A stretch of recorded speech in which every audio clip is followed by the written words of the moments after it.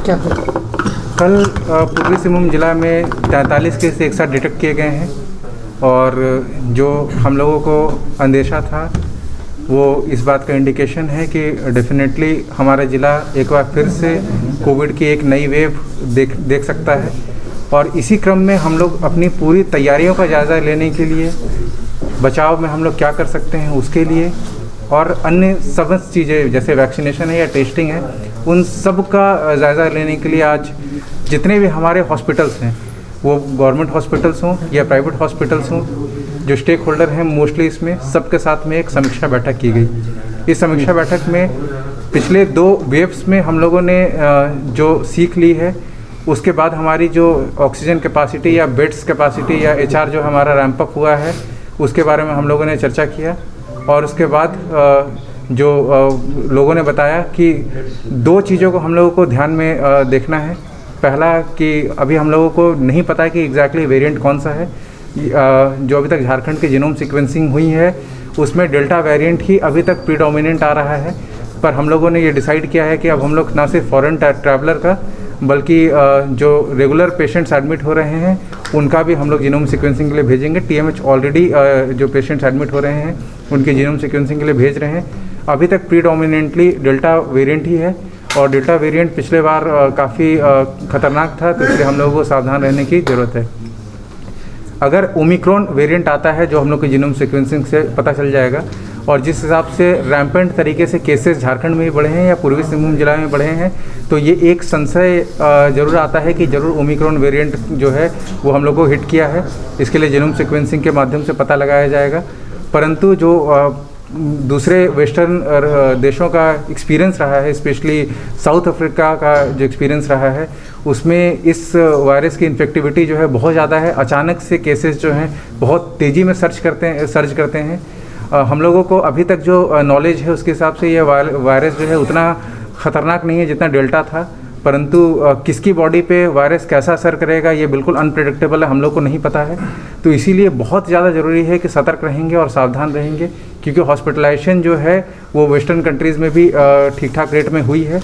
तो अगर एक ही बार में सारी पॉपुलेशन जो है वो बीमार पड़ती है तो आपके पास कितने भी बेड्स हों वो सफिशिएंट नहीं हो पाएंगे।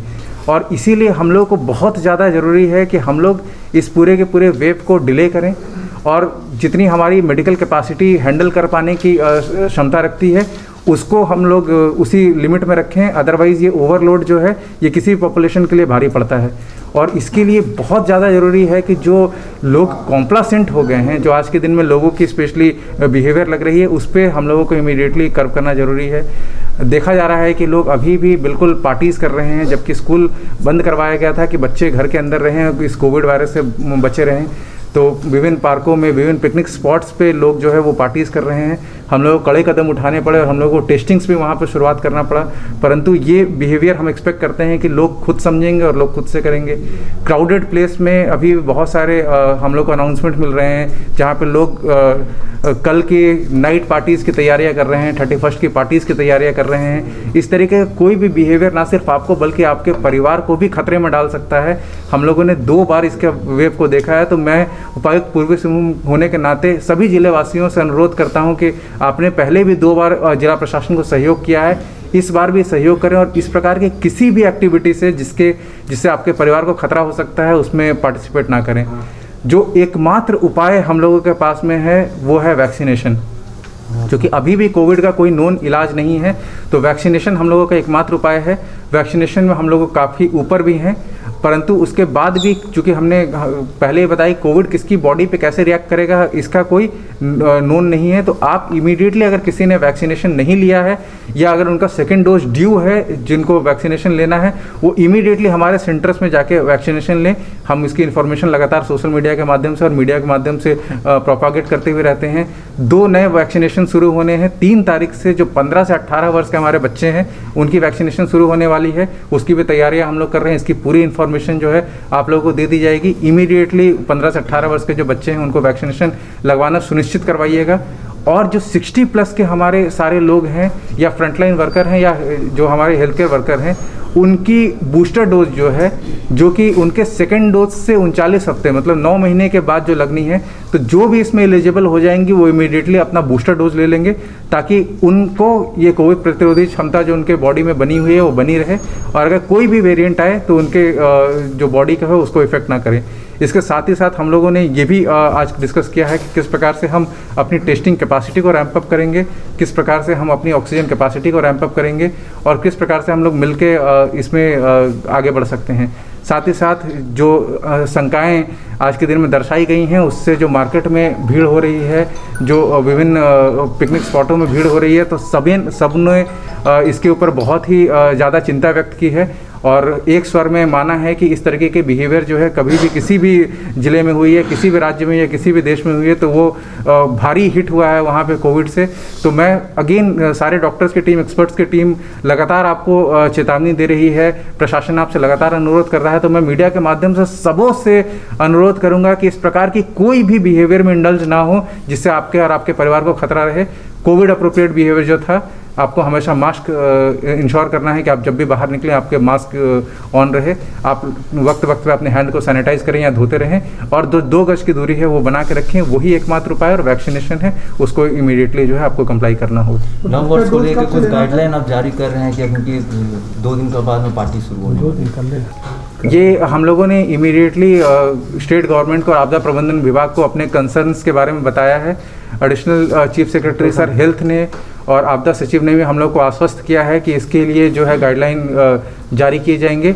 मैं पूर्वी सिंहभूम जिला प्रशासन जो है स्पेशली इन्होंने आज डिसाइड किया है कि जो हमारे मार्केट्स हैं जो कि वापस से अपने पुराने प्लेस पे चले गए थे, हम लोग उन सारे मार्केट्स को वापस से जो खुले मैदान हैं उन सब में हम लोग यहाँ पे शिफ्ट करेंगे।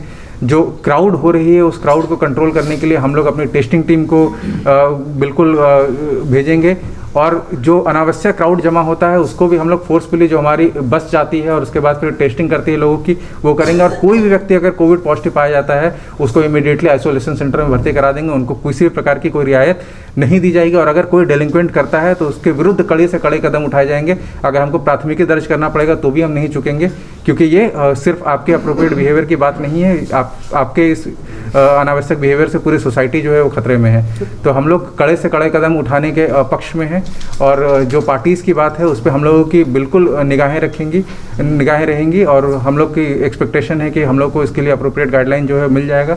नहीं मिलेगा तो हम लोग अपनी टेस्टिंग टीम को इंश्योर कराएंगे कि जो भी इस तरीके की पार्टीज़ हो रही है वहाँ पे जाएँ तो वो टेस्टिंग कराएं, और अगर इस तरीके का कोई भी व्यक्ति मिलता है तो वहाँ हम लोग पार्टीज इंश्योर नहीं होने देंगे। सर 21 और 1 जनवरी के लिए जो पार्कों में जो भीड़ होगी इसको लेकर कोई विशेष दिशा निर्देश जारी कर? मैं यही आपको बता रहा हूँ कि मैंने बात किया हुआ है इसका, और इसके लिए स्टेट से गाइडलाइन हम लोगों को आनी है, और फिलहाल के लिए हम लोग जो है अपनी टेस्टिंग कैपेसिटी को रैंप अप कर रहे हैं। आपको पिछले दिनों भी पता है कि इस तरीके से पार्क में हम लोग को टेस्टिंग के दौरान पॉजिटिव्स मिले हैं, तो पॉजिटिव्स आपके साथ ही घूम रहे हैं। ये आपकी जिम्मेदारी है कि आप अपने परिवारों की सुरक्षा के लिए बिल्कुल भी ऐसे किसी भी जगह पे ना जाएं जहां पे क्राउडिंग हो रही है। और चूंकि इन पार्कों में जो हमारा कोविड अप्रोप्रिएट गाइडलाइन जो है स्टेट का वो भी वायलेट होता है, कई बार 500 से ज़्यादा लोग इकट्ठे रहते हैं, तो उसको हम लोग यहाँ पे स्ट्रिक्टली इन्फोर्स कराने जा रहे हैं, और इसमें जो भी पर्टिकुलर व्यक्ति सहयोग नहीं करेंगे उसके विरुद्ध कड़ी से कड़ी कानूनी कार्रवाई की जाएगी।